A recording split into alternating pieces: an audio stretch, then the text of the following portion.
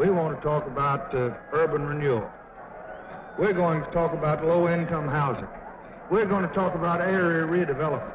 We're going to talk about his vote against aid to education. All of these things he opposed. All of these things he voted no, no, no. Thus spoke President Johnson in 1964. To challenge him, the Republicans had chosen Barry Goldwater. For Goldwater, however, this was more than a duel for the presidency. He yearned to reverse the course of history, upset 30 years of American experience.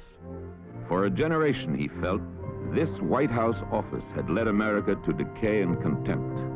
He meant to purge this office, purify government, if he could persuade Americans in their hearts that he was right.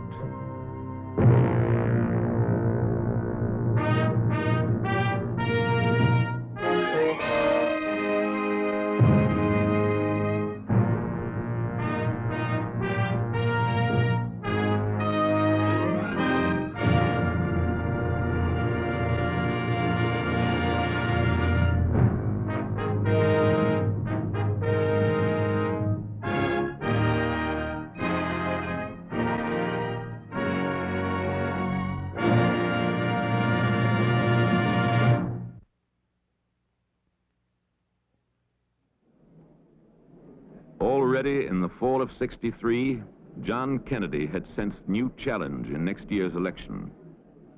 Former President Eisenhower wrote recently in an article that he was unclear about Senator Goldwater's views on certain major issues.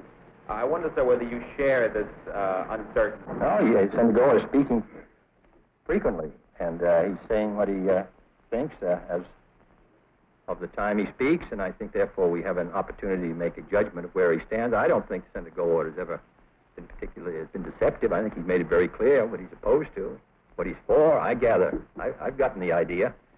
And I think that President Eisenhower will as time goes on.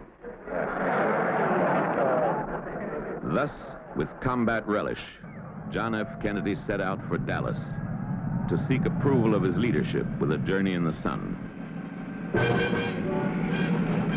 By the way, any fear that demonstrations may have marred the presidential motorcade here in the downtown area, at this point, however, seems useless.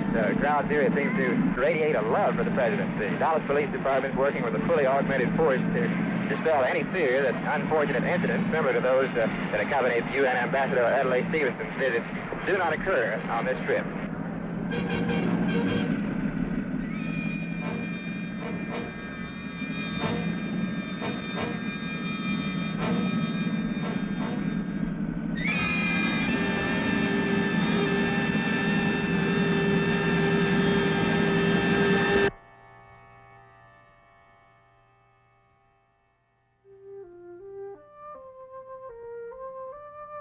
So he lay at Arlington, his triumphs carved in history.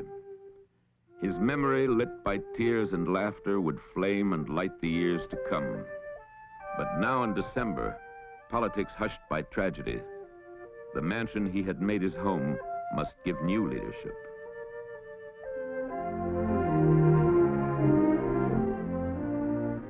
In winter's darkness, all men wait the new president's guidance. His cabinet puts before him a Congress deadlocked in debate, the torment of a nation on the edge of racial clash. With steadying certainty, Lyndon Johnson takes over. He tells them all, we will continue in the direction set by Democrats from Roosevelt through Kennedy. War in distant Vietnam presses him for cruel decision. Fresh advisors join him as he ponders counsel from veteran soldiers, famous diplomats. But final judgment, carrying life or death, is his. Groping, learning, testing men about him old and new, the crushing power of the presidency is his alone to guide. Thus, from the darkened White House, as Lyndon Johnson makes known his purpose and direction, politics begin as men with other visions contemplate the assault on the American presidency. Power in America is carried by no assassin's bullet. It must be freely given, freely won.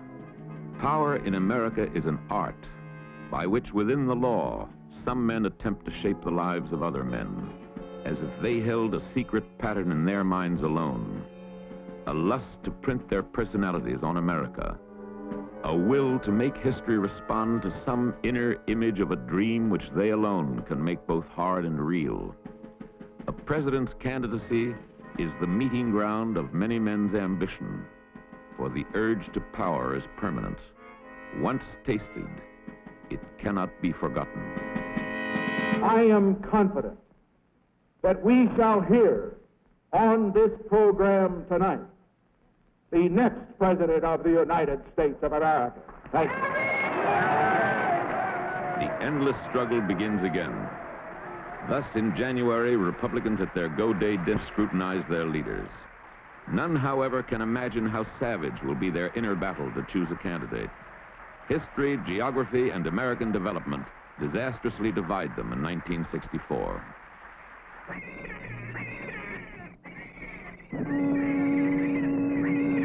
For 24 years, the Republican Party has been commanded from the towers of New York. Here, where the Federal Reserve Bank broods over Wall Street, many Republicans of the West see a sinister establishment of bankers and financiers. This center of the cobweb of world finance dominates, they feel, not only the nation's business and credit, but its choice of candidates, too. Even more sinister, they think, is the Madison Avenue branch of this Eastern establishment, control center of American dreams, ideas, opinion. From the spire of the Empire State Building, television casts its spell. National magazines and press agencies shape the news. From the offices of the Herald Tribune a century ago, Horace Greeley first blew the trumpet for Lincoln's Republican Party. His editorial heirs still feel they are its voice, but conservative Republicans resent Eastern leadership. And above all, they resent the man at 22 West 55th Street. Nelson Rockefeller, governor of New York, has written an impressive record of state accomplishment. His staff is muscled with experience, talent, wealth. An aggressive liberal, he's been the first man to announce his candidacy. His ambition is clear. His name has magic. But politicians weigh his problem with a cold eye. Frank, come shake hands with Happy. It's a pleasure to know you. At the age of 53, Nelson Rockefeller has divorced his first wife after an unhappy marriage to marry the radiant Margaret Murphy, likewise divorced after an unhappy marriage. To men and women of dogmatic morality, this appears the manners of Manhattan, Babylon of the East. Politicians feel the matter an insuperable burden.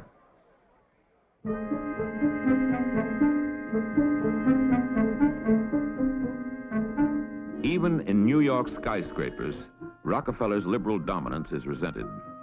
Can the party be snatched from him for the conservative cause? One man, F. Clifton White, thinks he knows the way: organization. The 46-year-old political tactician had once dominated the Federation of Young Republicans. From his midtown offices, he sets out to rewire old contacts. He weaves a plan to harness conservative zealots to conquest of the nomination. At a Chicago motel in fall of '61, White had secretly begun with 22 conservative planners. Again in Chicago, in December, at another motel, 27 met to divide America into 9 planning regions for control of delegates. In the next 2 years, they met repeatedly. We did discuss all potential Republican candidates and feel they're fine men, but they feel that Senator Goldwater represents the conservative viewpoint best as far as the Republican Party is concerned at the present time. By 1963, the Goldwater movement is a citizen army in being, a new eruption in politics.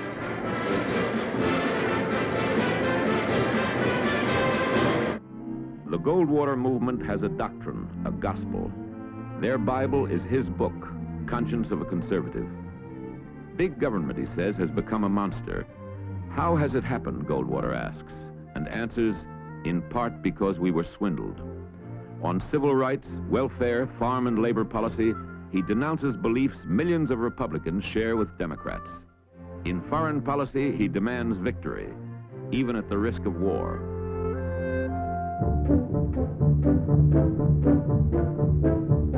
To legions of stalwart middle road Republicans, his creed seems taken from old-fashioned patriotism. In the 20th century world of many tangled complications, innocents and cynics both crave simple answers. Goldwater's striking words, his blunt analyses recruit a host with many banners, some of conscience, some of fear. Some seize his doctrine of states' rights to cloak old Southern prejudice. From east to west, a diverse movement grows and surges, which fanatics and extremists seek to use.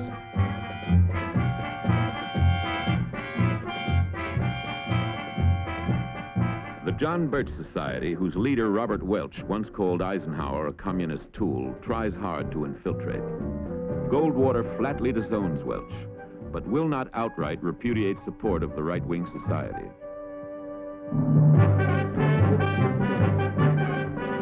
All through '63, conservatives wait for their leader to respond.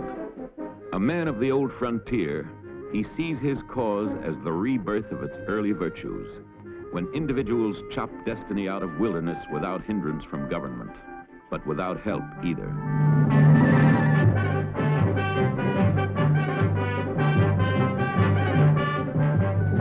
By January 3rd, 1964, his decision is made. I want to tell you that I will seek the Republican presidential nomination. And I've decided to do this because of the principles in which I believe, and because I'm convinced that millions of Americans share my belief in those principles. New Hampshire will first show how many share Goldwater's principles. Yankees whose grandfathers died for Republican principles a century ago will vote in '64's first primary. To sway the state's Republicans, Goldwater hobbles in January for 23 days of barnstorming. Overexposed, this reserved Westerner finds the antics of primary campaigning annoying.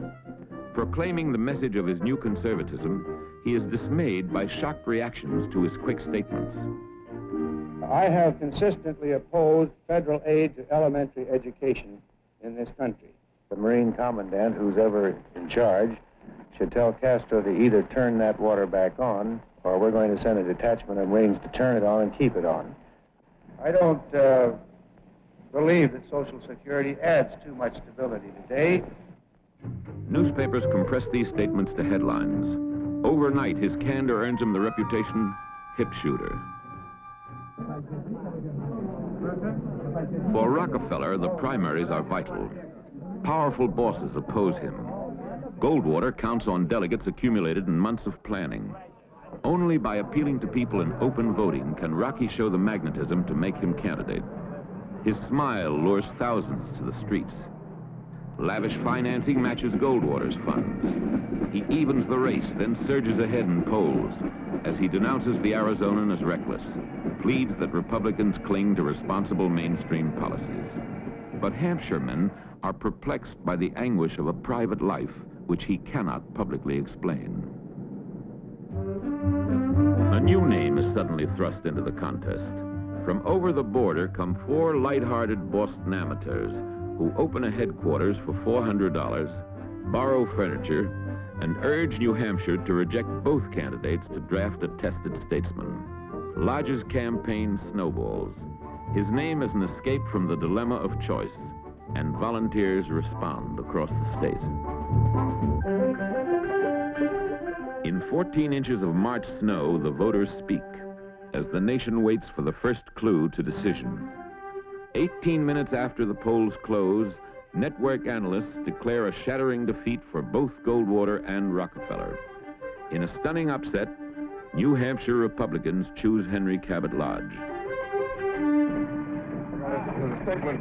Far away in Saigon, the ambassador hears the news. We know that Senator Goldwater's campaign manager has already conceded the victory to you.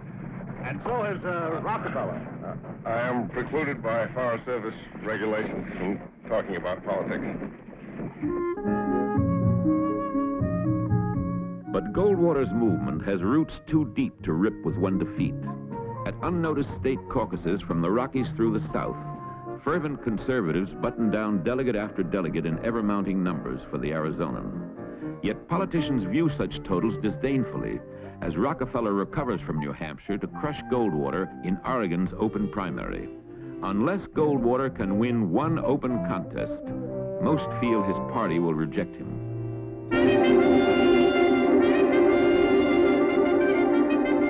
Thus, sun-drenched California becomes the climax of the Republican duel.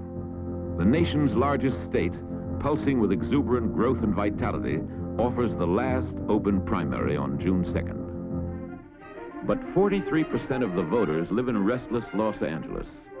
Ever-moving, rootless, these newcomers have come to dwell in endless suburbs, some seeking the good life, a new hope, others in flight from the turmoil and congestion of the East. These lonely people make a confusing political target.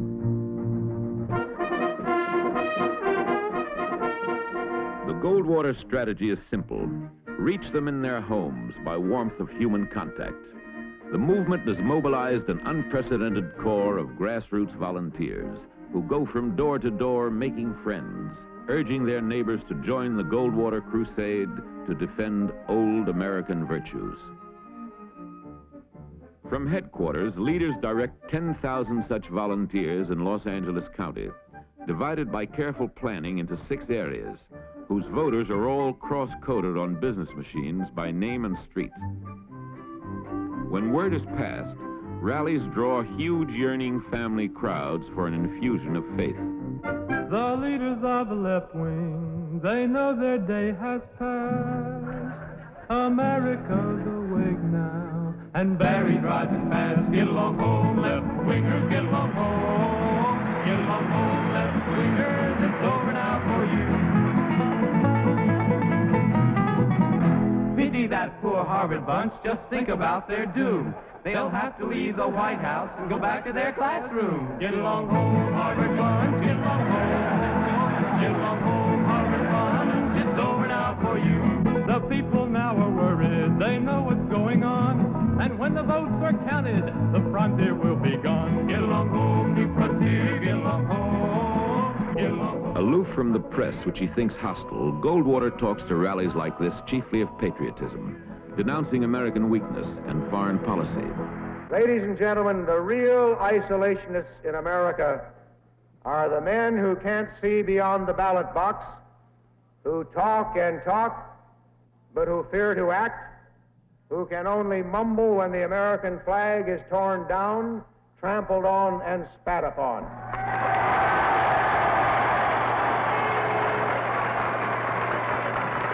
I know I speak for all of you when I say that you and I want to hear someone speak up for America in this troubled world.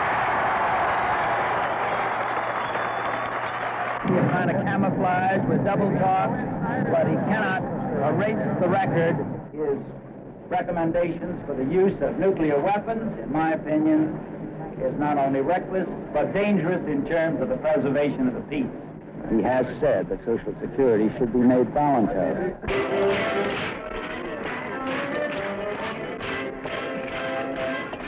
Slugging back at Goldwater, Rockefeller styles him a danger not only to party but to country. Important California papers swing to him.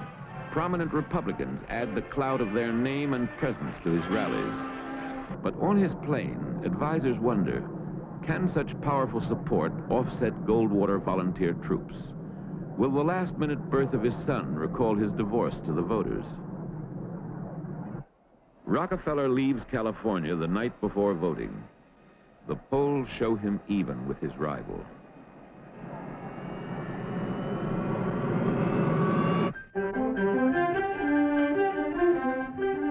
At the Ambassador Hotel, the Goldwater Crusaders gather on election night to wait the outcome of their struggle with Rockefeller.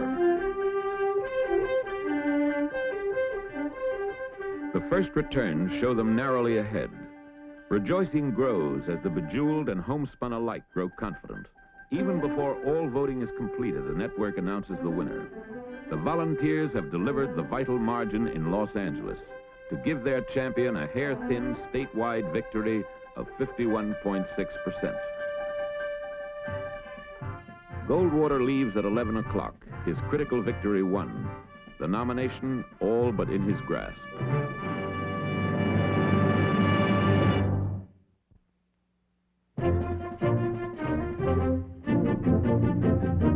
By spring, the coverlet of gloom has lifted over Washington.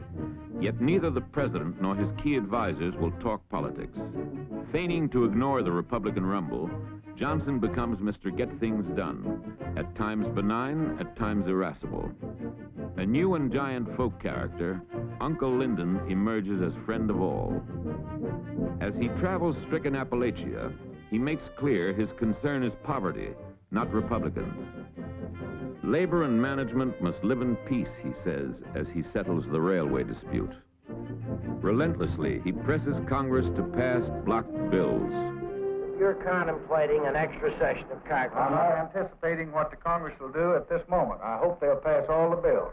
If they don't pass the bills, I will seriously consider calling them back until they vote the bills up or down. Smashing bottlenecks in the lower house, Johnson wins the tax cut, funds for education, poverty, city congestion, as he drives to fulfill Kennedy's program. But in the Senate, filibuster snarls all progress as Republicans and Democrats together prepare a law which touches to the very meaning of American civilization. It may, I pray it won't, but it may take all summer. It may take sessions around the clock, but I promise you here and now that we're going to pass a civil rights bill. This bill had had its birth a year before in Alabama's Birmingham, where with clap of thunder a revolution had begun. Its leader, Martin Luther King. For years, this Negro champion had marched and suffered with his people in the South. By 1963, he could no longer wait.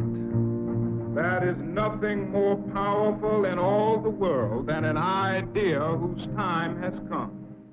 The idea whose time has come today is the idea of freedom and human dignity.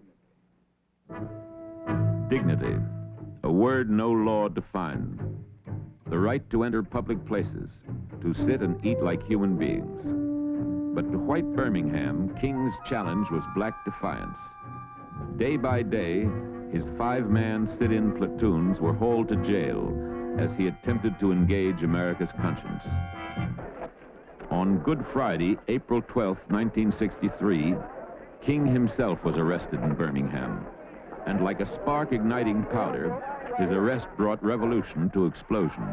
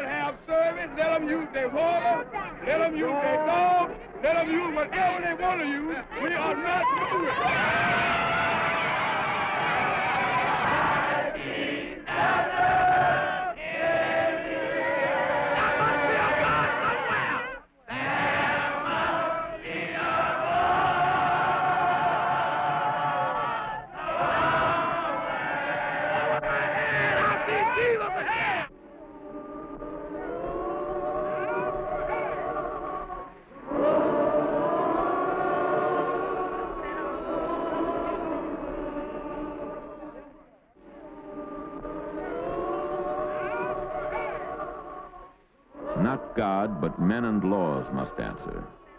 Thus, a year before, the Civil Rights Bill had come to Congress. And now, in '64, senators, in their longest debate in history, search their conscience on this law protecting all men's equal dignity. Goldwater, fresh from California, returns to vote. States' rights are involved. Has the powerful federal government the right to force sovereign states to protect civil rights? The nation waits his answer. And so, because I am unalterably opposed to any threats to our great system of government and the loss of our God-given liberties, I shall vote no on this bill. By 73 to 27, the Senate finally passes the bill and sends it to the president for ceremonial signing. Hello, Roy. So glad to see you all. Has anybody talked to you all about I want to talk to you before you leave? For Pennsylvania's governor, William Scranton, Goldwater's vote rings an alarm in the night. Already at a governor's conference in Cleveland in June, he has bungled a major chance to organize liberal Republicans against the Arizona. All spring, despite the urging of his staff, he has shown no appetite for battle. Now, however, Goldwater's vote disturbs his conscience. Scranton will not let his party discard the Negro voter and its own traditions. I come here to announce that I am a candidate for the presidency.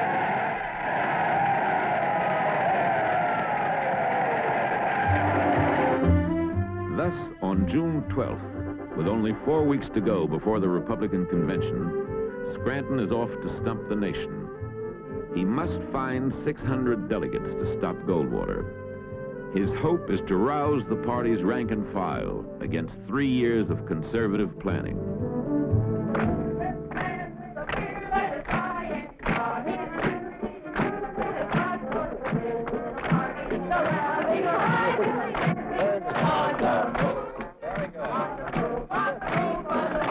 Someone describes his campaign as young Lochinvar against an armored division. In North Dakota, he was asked about his campaign and replied, "It runs on hot air, just like this balloon."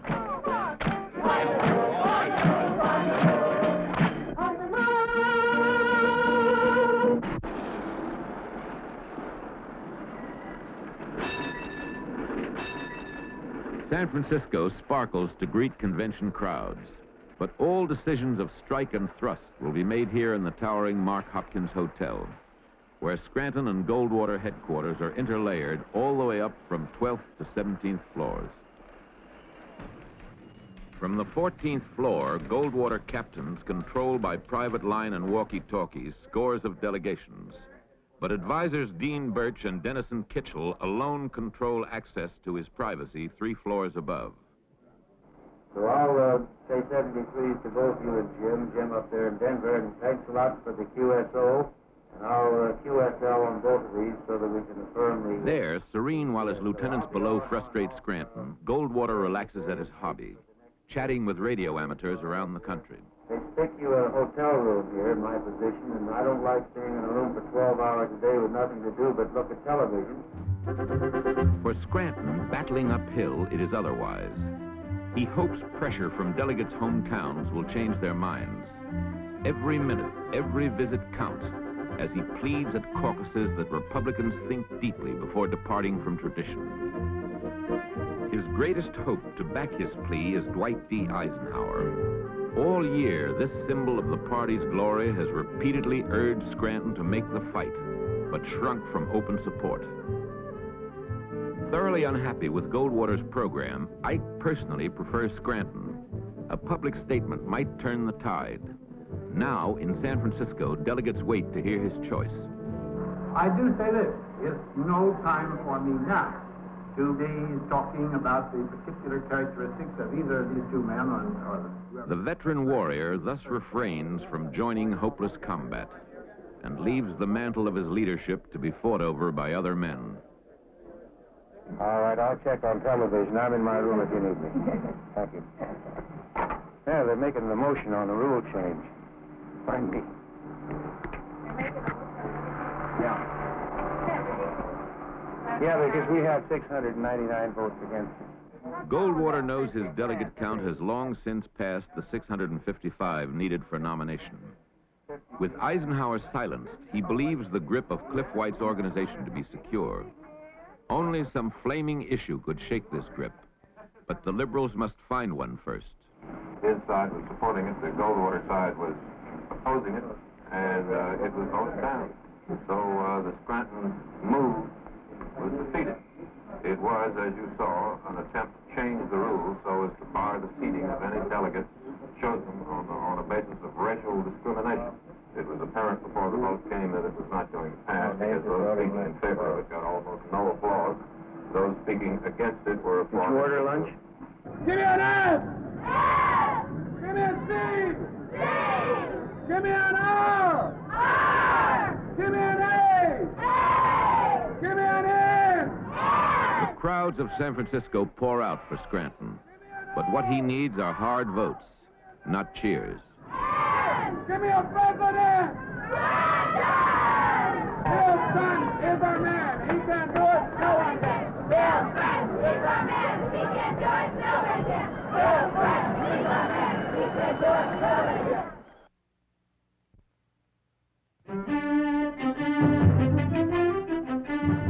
Now, on the last weekend, the Eastern chieftains gather in Scranton's suite for a desperate strategy session.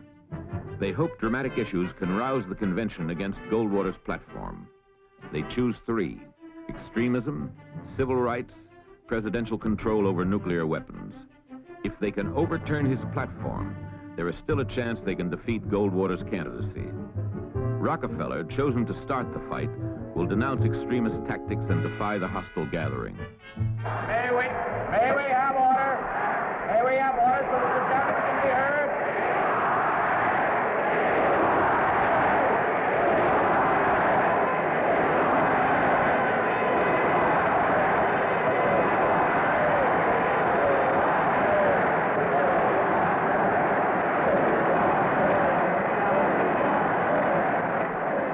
Denied his moment till late at night, when viewers in the East are sleeping, Rockefeller faces right-wing fury. Precisely 1 year ago today, on July 14th, 1963, I warned that the Republican Party is in real danger of subversion by a radical, well-financed, highly disciplined majority.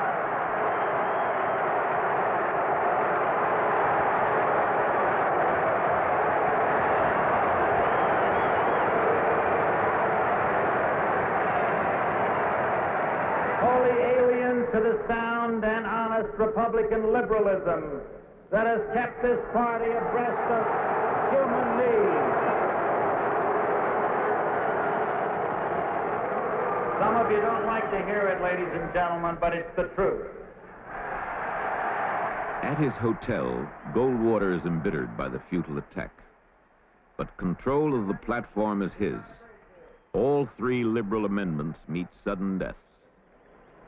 Mr. Chairman, I move the previous question on my motion made earlier this evening that the 1964 platform be adopted as the platform of this Republican convention. You've heard the question. You in favor say aye. Opposed, no. The ayes have it. The amendment is agreed to, and without objection, the motion to reconsider is laid on the table.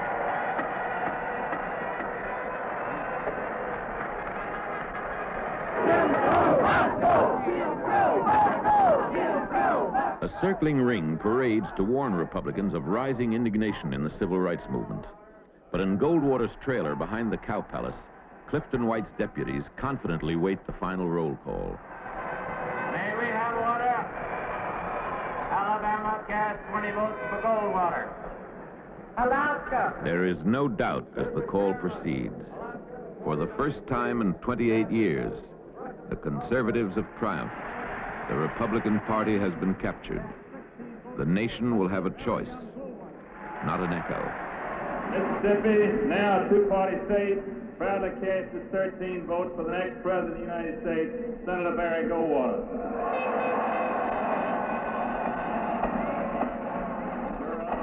Scranton comes to wait defeat in his convention trailer. He hopes to heal his party's breach and prepares for gracious surrender as Goldwater votes mount to the 655 majority. South Carolina, 16 votes.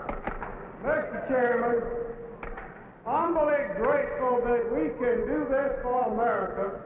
South Carolina has 16 votes for Senator Barry Goldwater.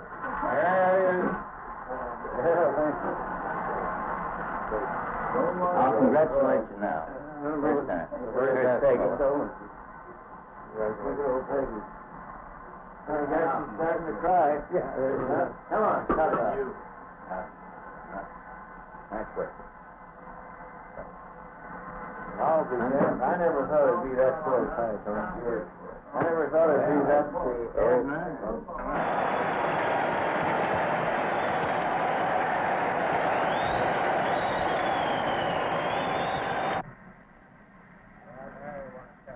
In this jubilant moment, Kitchell, Goldwater's closest confidant, calls Cliff White, architect of the triumph.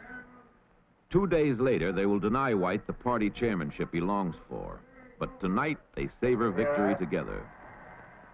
Now, Cliff, and all of you, we just want to thank you for that marvelous job. It's a great thing. In just a moment, here's Barry. He wants to say the game. Here's Barry. Cliff, you did a wonderful job, all of you fellas, and I just can't thank you enough. We'd be back selling pants if it weren't for you guys. Okay, we'll see you down here a little later. Delegates and states are permitted to change their votes and they will be recognized.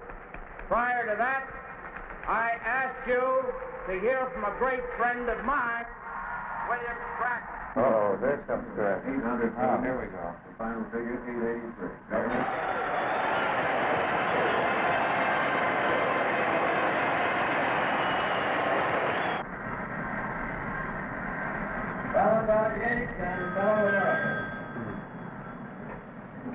Yeah. 4 years ago, another Republican stood where I stand now. The victorious candidate watches as his defeated rival offers him the hand of friendship in the coming battle against Lyndon Johnson. Must now emphasize its unity, not its differences.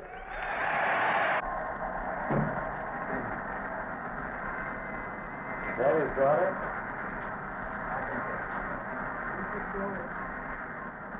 We must now see about the business of defeating Democrats. We should have been at it a long time. Do the thing. Now, what are we going to say to the press?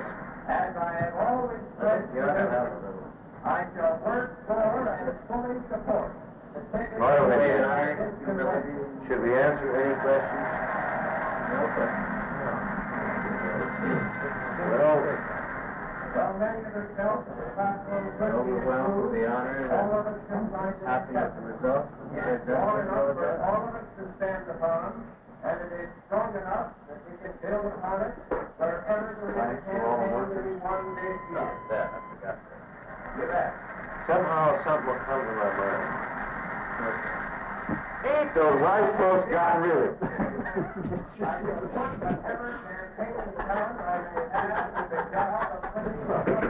Hello, Tommy. All right, boy. Thank you. Thank you, Charlie.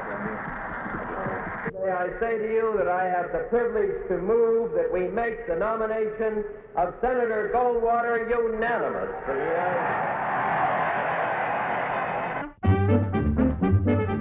Next day, Goldwater announces his running mate, conservative Congressman William Miller of New York. All right, then. Then we'll sort of figure, then, that we'll have this meeting tonight after the convention. And then we'll go our separate ways while you put it together. In the meantime, I'll give you my number. Chosen to succeed Miller as new national chairman is 36-year-old Dean Birch. Briefly, they discuss the campaign's tactics, then part to make ready for the climax of the day.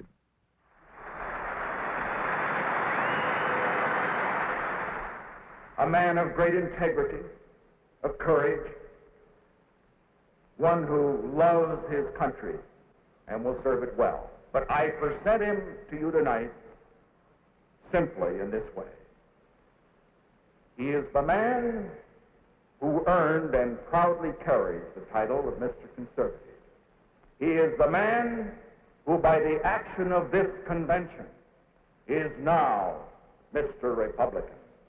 And he is the man who, after the greatest campaign in history, will be Mr. President. Barry Goldwater.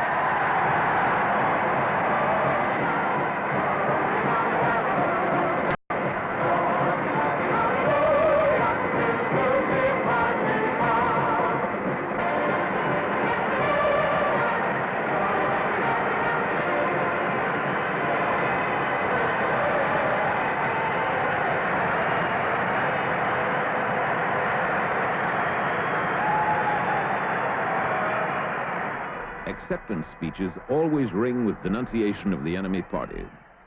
But Goldwater is concerned for the quality and morality of American life itself. The tide has been running against freedom. Our people have followed false prophets. We must and we shall return to proven ways, not because they are old, but because they are true. The good Lord raised this mighty republic to be a home for the brave and to flourish as the land of the free. Not to stagnate in the swampland of collectivism, not to cringe before the bullying of communism. Smarting from the savagery of attacks on him, he makes a declaration that will echo through the months to come. I would remind you that extremism in the defense of liberty is no vice.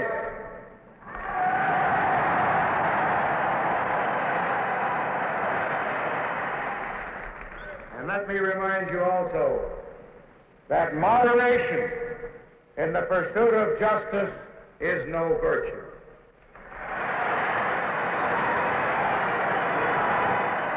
Goldwater has won the challenge round. Now he must face the president.